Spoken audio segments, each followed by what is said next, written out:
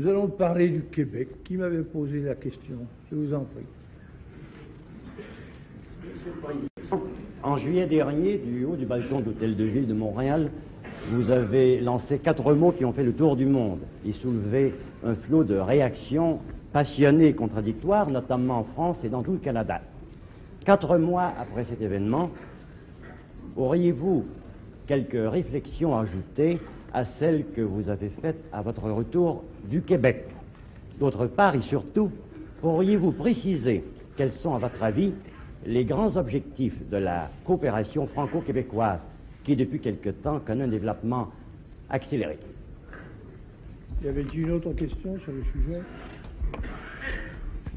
Ce sont les Français qui, il y a plus de 2 siècles et demi, jusqu'en 1763, avaient découvert, peuplé, administré le Canada. Quand, il y a 204 ans, le gouvernement royal, qui avait essuyé de graves revers sur le continent et qui, de ce fait, ne pouvait soutenir en Amérique la guerre contre l'Angleterre, crut devoir quitter la place, 60 000 Français étaient installés dans le bassin du Saint-Laurent. Et par la suite, leur communauté n'a reçu que des éléments infimes, nouveaux, venant de la communauté française de métropole. Et cela, alors qu'une immigration de millions et de millions de Britanniques, relayée récemment par celle de nouveaux arrivants, slaves, méditerranéens, scandinaves, juifs, asiatiques, que le gouvernement canadien d'Ottawa, déterminé à s'angliciser, s'implantait sur tout le territoire. D'autre part, les Britanniques qui disposaient au Canada, depuis cette époque,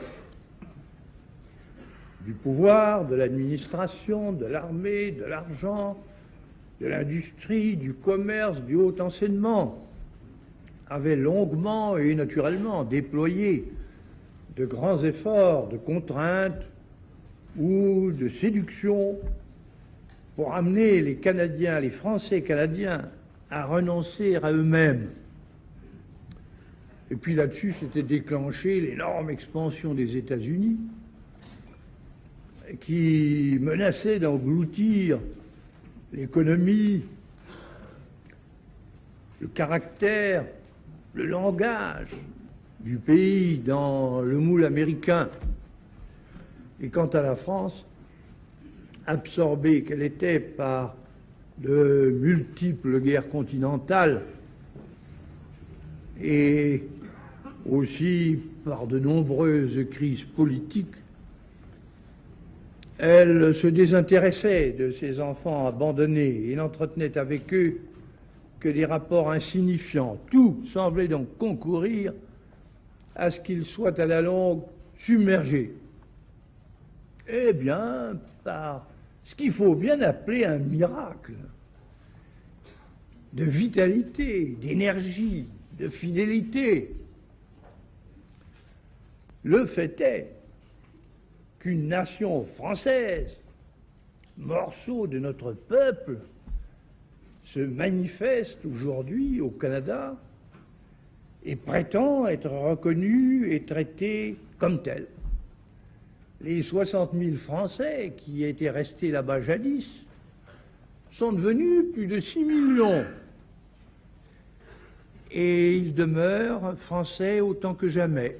Au Québec même, ils sont 4,5 millions, c'est-à-dire l'immense majorité de cette vaste province.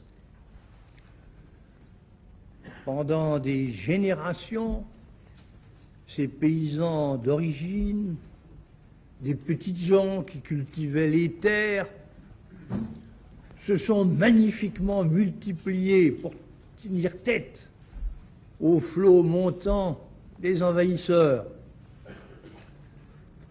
Et au prix d'efforts inouïs, autour de leurs pauvres prêtres, avec pour devise « Je me souviens ». Ils se sont acharnés et ils ont réussi à garder leur langue, leur tradition, leur religion, leur solidarité française.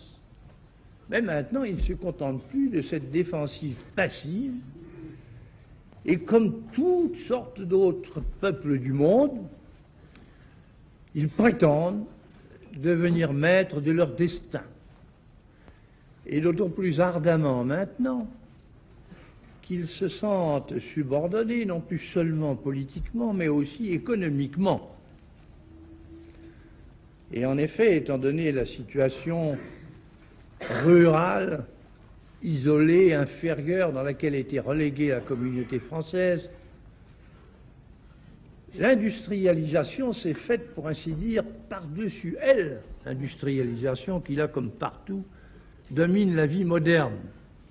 On voyait donc, même au Québec, les anglo-saxons fournir les capitaux, les patrons, les directeurs, les ingénieurs, formés à leur façon et pour le service de leurs entreprises, une grande partie de la population active, bref, disposer des ressources du pays. Et cette prépondérance, conjuguée avec l'action qualifiée de fédérale, mais évidemment partiale, du gouvernement canadien d'Ottawa,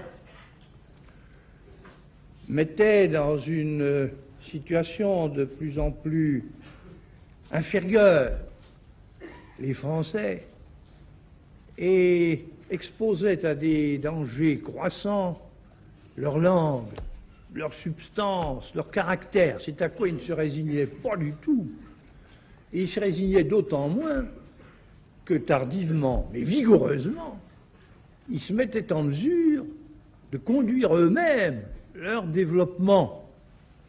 Par exemple, la jeunesse qui sort de leurs universités modernes et de leurs nouvelles écoles techniques se sent parfaitement capables de mettre en œuvre les ressources, les grandes ressources de son propre pays et même, sans cesser d'être française, de participer à la découverte et à l'exploitation de tout ce que contient le reste du Canada. Tout cela fait que le mouvement qui a saisi, le mouvement d'affranchissement, qui a saisi le peuple français d'outre-Atlantique est tout à fait compréhensible. Et qu'aussi rien n'est plus naturel que l'impulsion qui le porte à se tourner vers la France. Au cours de ces dernières années, il s'est formé au Québec un puissant courant politique, varié sans doute dans ses expressions, mais unanime, sur la volonté des Français de prendre en main leurs affaires. Le fait est là.